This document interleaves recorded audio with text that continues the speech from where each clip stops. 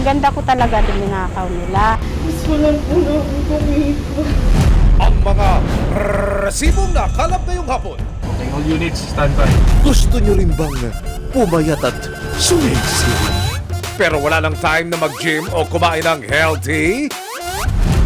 Magpasyat lang daw ng Tierze ang shortcut to a slim and sexy you. Pero ayon sa mga otoridad at eksperto, mali! Dahil hindi lahat ng nasa merkado at nakikita online, ligtas at legit. Isang ginang labis ang imutok dahil ninakaw daw ang kanyang ganda. Maganda ako sobre. Gusto ko pong maibalik yung kumpleto kong ganda na ninakaw nila. Ang itinuturo niyang salarin na di umano'y nagpakulam sa kanya, pinuno raw ng isang grupo na kanyang sinalihan. Nang puntahan ng resibo ang samahan, Pwede po ba namin kayo makausap, ma'am? nasa itaas sila ng bundok at bawal daw silang kausapin. Kahit kanino po daw, hindi sila makikipag-usap. Maibalik pa kaya ang mga nawala di umano kay Minerva? Once na nagkaroon ng gera, ikaw daw yung unang isasalang nila. Walang lusot ang may atraso, walang ligtas ang abusado. Bibigyan ng tugon ang bawat reklamo at hahanapan namin ng resibo. Magandang hapon, ako po si Emil Sumangit. Walang kakainin, walang iinumin at ang inyong journey from chubby to sexy, easy peasy, no sweat at paspasan. Ready na ba kayong maturukan? Gusto nyo ba ng katawang slay? Pero ang budget medyo wale. Dahil may solusyon na raw sa mabilisang pagpapapayat, ang Tirzepatide o mas kilala bilang Tierze. Ang gamot na ito para talaga sa mga may type 2 diabetes. Pero ngayon, ginagamit na rin daw itong pang-weight management. Dahil sa mga review, laganap sa social media ang pagbebenta rito. Mura na. Effective ba? Teka, parang too good to be true na ata. Ang pinakamalaking tanong po ngayon, legit ba o ligtas ba itong gamitin? Lalo na ibinebenta lamang online ang mga generic brand ng Tirzepatide. Tulad po nito.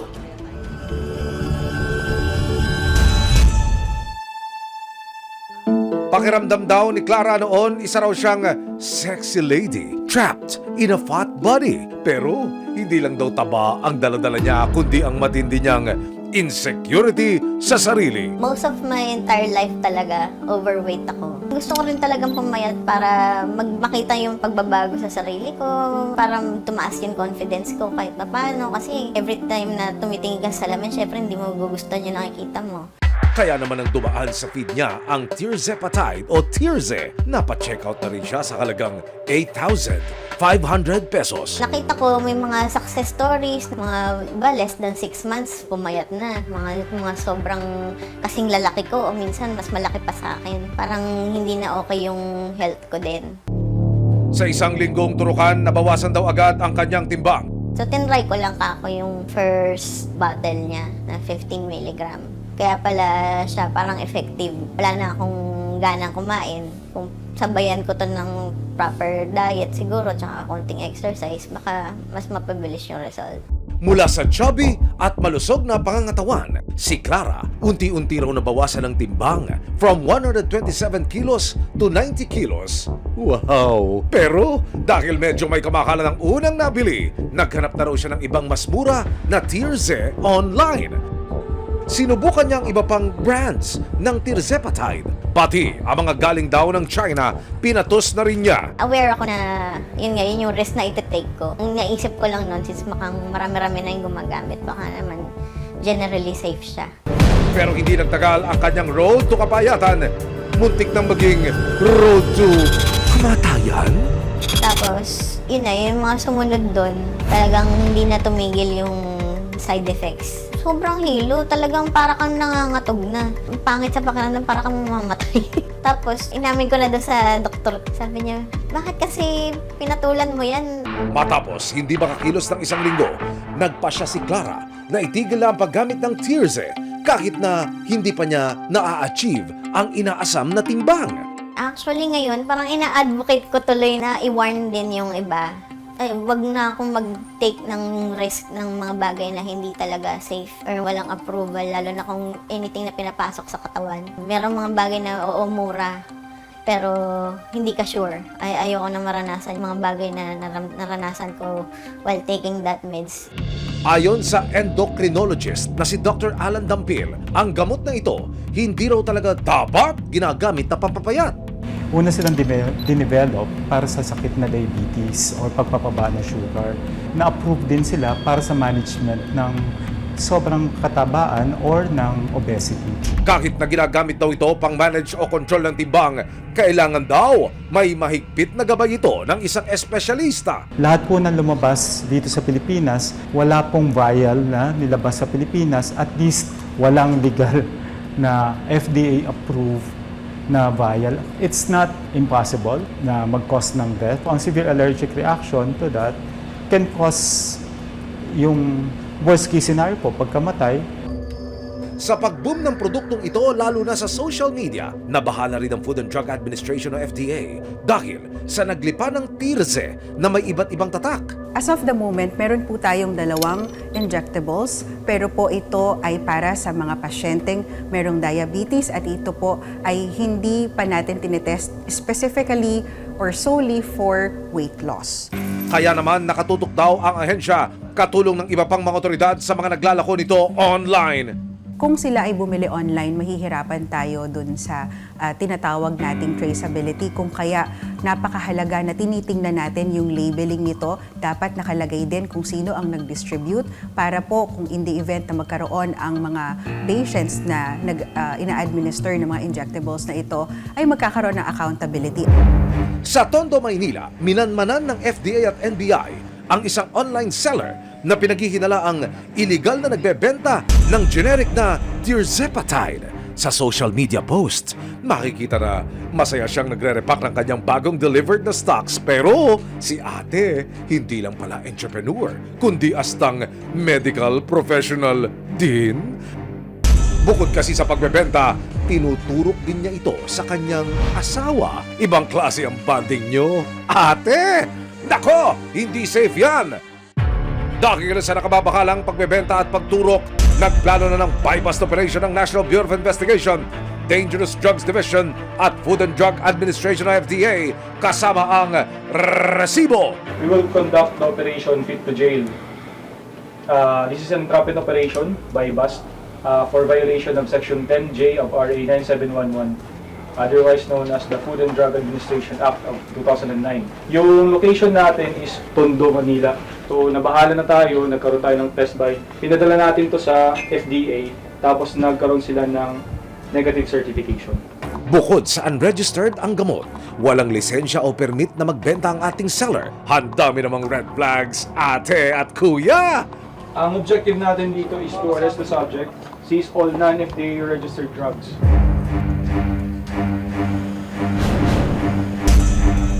Pagdating sa area, nakipag-meet up na sa seller ang operatibang nagpanggap na interested buyer. All units, standby. Sir, bumaba na sila. Pasok na. At nang may go signal na,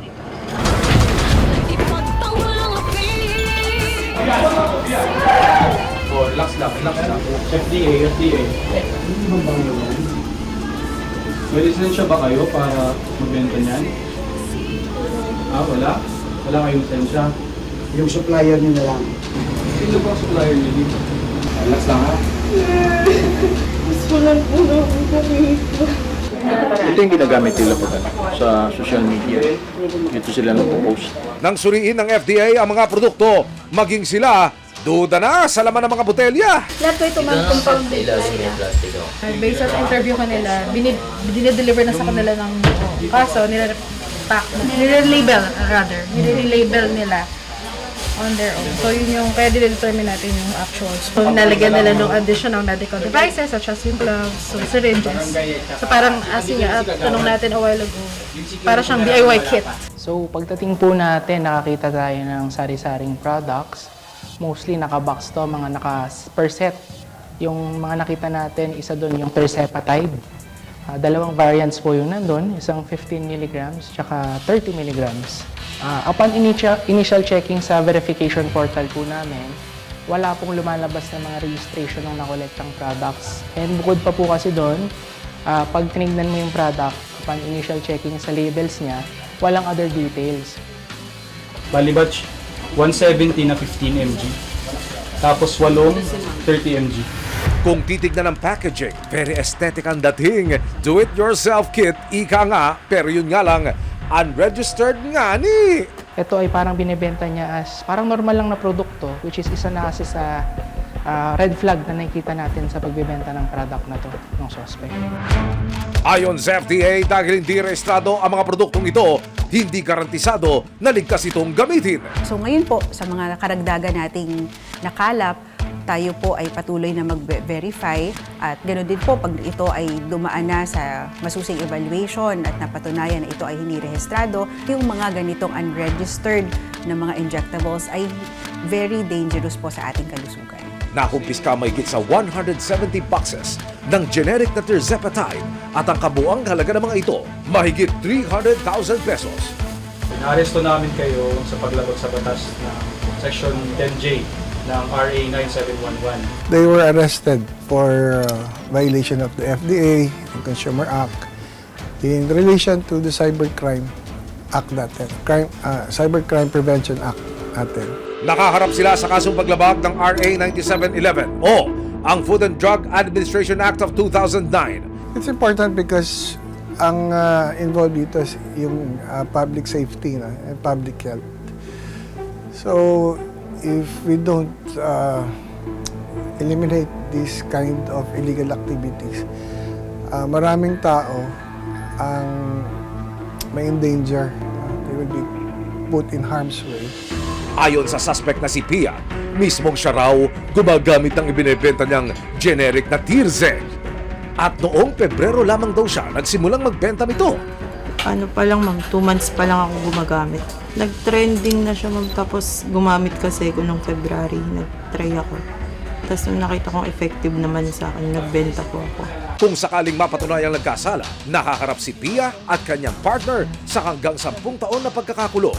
Ito pang gamot na ito ay para sa iyo. Hindi naman porket mabigat ka, para sa iyo na to.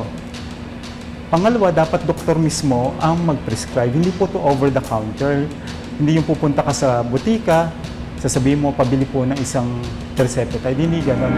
Sa mga pinapangarap na glow up, may mga kumakapit sa mga shortcut. Pero tandaan, kaligtasan pa rin natin at kalusugan ang mahalaga kaysa sa anumang inaasam na itsura.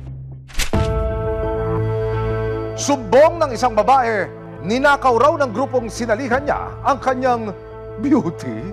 Aba, matindi. Anong klaseng grupo ba yan at parang nakakapangit yatang sumali? Nagpadala ng mensahe sa resibo ang 49 na taong gulang na si Minerva. Hindi niya tunay na pangalan. Reklamo niya, may ninakaw raw sa kanya na buong buhay niyang iningatan. Para mas makakuha ng impormasyon tungkol sa kanyang sumbong, sinadya ng resibo si Minerva sa Tanay Rizal. Kwento niya, matagal na raw siyang naninirahan dito sa Rizal at dito na nga siya nakapag-asawa at nagkaanak. Git ni Minerva, pang girl next door daw ang kanyang beauty noon. Pero ngayon, sumbong niya sa resibo, mayroon daw nagalit sa kanya at ninakaw ang kanyang ganda. Ganito po kasi, ang ganda ko talaga yun yung kininakaw nila. Ang may atraso daw sa kanya, isang babaeng nagangalang Heidi na siyang leader daw ng sinalihang grupo. Hinala niya, pinaalbularyo raw siya ni Maring Heidi para makuha ang kanyang itsura. Kasi maganda ako sobre. Nasa kanila po sir, pinagatian, mga pangit po sila pareho. Kaya ninakaw. Ipinakita sa amin ni Minerva ang kanyang mga lumang litrato. Dahil medyo kupas na, in-enhance namin ang mga ito para mas makita ang dati niyang mukha. Nang pagtabihin ng before at after look niya, Maganda dito, hindi ito. Ako ang maganda dati, hindi itong picture. at para maibalik ang kanyang ganda, lumapit daw siya sa isa pang albularyo na kamiyembro niya sa samahan. Tutubusin ko na yung ganda ko. Bali, nag-ipon ako ng pera ko. Nung tinubos ko po ng 16,000 yung ganda ko. Maganda po sir ang usapan namin lahat-lahat. ibibigay yung kumpleto kong ganda, walang kakulang-kulang. Lahat ng ninakaw sa katawan ko. Yun ang usapan namin. Siyempre, albularyo sila. Wala silang hindi kayang gawin. Pero sa halip na mag-come back to the young and beautiful you, ang albularyo ng samahan, tinangay naman daw ang kanyang salapi. It's giving scammer. Nung araw na yon, kinabukasan, hindi na po bumalik si Master diyan sa farm. Dumating yung amo namin na magkasama. Hindi na bumalik. Hanggang ngayon, hindi na sir bumalik. Ito po ang dokumentong sinasabing inisyu kay Minerva ng grupong sinalihan niya. Para bagang certification na nagsasabing siya'y legit na miyembro ng grupong ito na kanyang sinalihan. Ayon po sa dokumentong aming nakalap, binibigyan daw ng otoridad ang bawat miyembro ng grupong ito para maging isang pulis o militar, para bagang uniformadong personnel ng gobyerno. Ang tanong, anong grupo nga ba itong sinalihan ni Minerva sa mga papel na kanyang hawak? Si Minerva daw ay isang duly appointed na tao at may parehong kapangyarihan umano sa mga pulis at militar.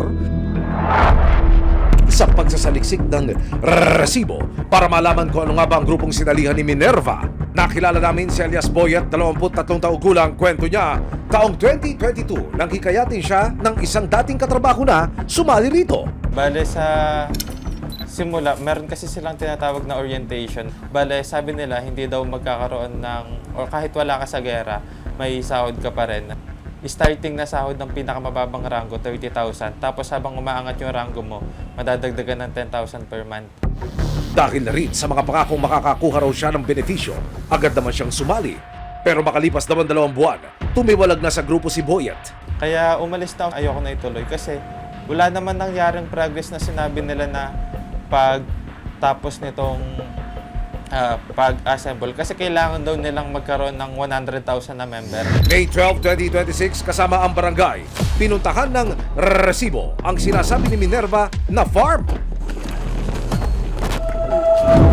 Sa bungad, mapapansin ang magkakatabing bahay at mga nakasampay na damit. Ayon sa barangay, isang maliit na komunidad daw ito na dayo sa kanilang lugar at bihirang bumaba sa bayan.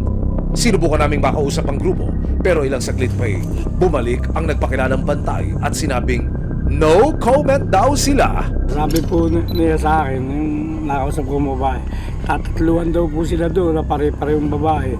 Hindi daw po sila makikipag-usap. Ayon sa kapitan ng barangay, minsan na rin daw nilang sinubukan kausapin ang grupo, pero hindi rin daw sila hinarap nito. Nung nga po, merong nga pong nag-report sa amin, na merong nga daw pong mga samahan na nariyan po sa lugar ng Dalawang Kawayan. Sige, bumaba kayo, kakasuhan namin kayo ng trespassing. Pero teka, sa lahat ng isyu na kinasangkutan umano ng grupo, sa pagsisiyasat ng resibo, wala namang konektado sa pambabarang o kulam. Kung hindi miyembro ng samahan ang may kagagawan, sino kaya? Sa pag-iikot ng resibo, napag-alamang hindi lang pala ang grupo ang inaakusahan ni Minerva na nangunguha ng ganda. Katulayan, ang isa niyang kapitbahay, misa na siyang inireklamo. Pag naka-lipstick yan, nagwawala yan. Inagaw mo ang ganda ko. Marami na siya naging kagalit dito sa amin. Lahat ng kagandahan ng aking anak, ikaw ang kumuha. Pati ang ganda ko, kinuha mo. Pabalik-balik siya, hindi siya titigil. Nung tumagal na, kumuha po siya ng bato at binato ko yung bahay ng magulang ko.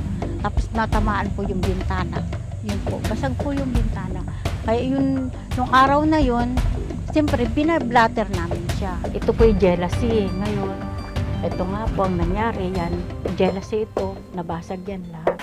May 14, 2026, dahil napansing kakaiba raw ang inaasal ng kanyang magulang, sa hiling na rin ng kanyang anak, dinala ng resibo si Minerva sa isang psychiatrist para malaman kung may mas malalim pang kondisyon na kailangang bigyang pansin. Matapos kausapin ng doktor at magsagawa ng diagnostic psychiatric tests, natuklasang hindi kulam o anumang bahika ang ugat ng sama ng loob ni Minerva, kundi mga seryosong sakit sa pag-iisip.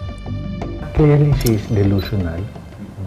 May mga persecutory ideation siya, na pinagkakaisahan siya,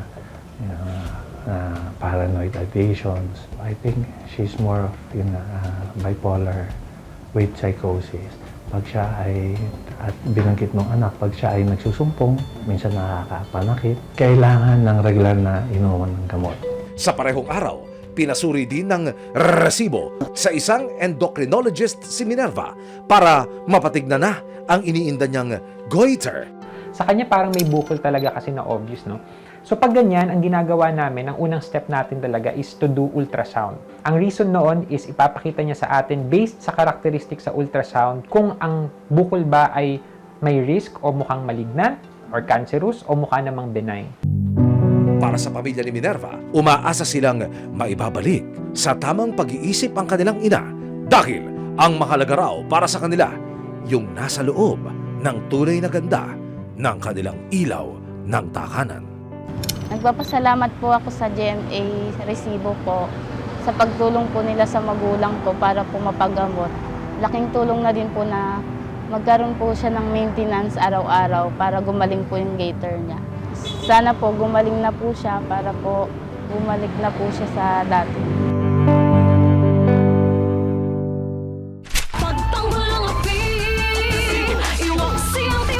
Walang lusot ang may atraso, walang kawala ang abusado. Dahil ang bawat reklamo, hahanapan natin ang resibo. Hanggang sa muli, ako po si Emil Sumangit. Ebidensya, resibo, walang lusot ang may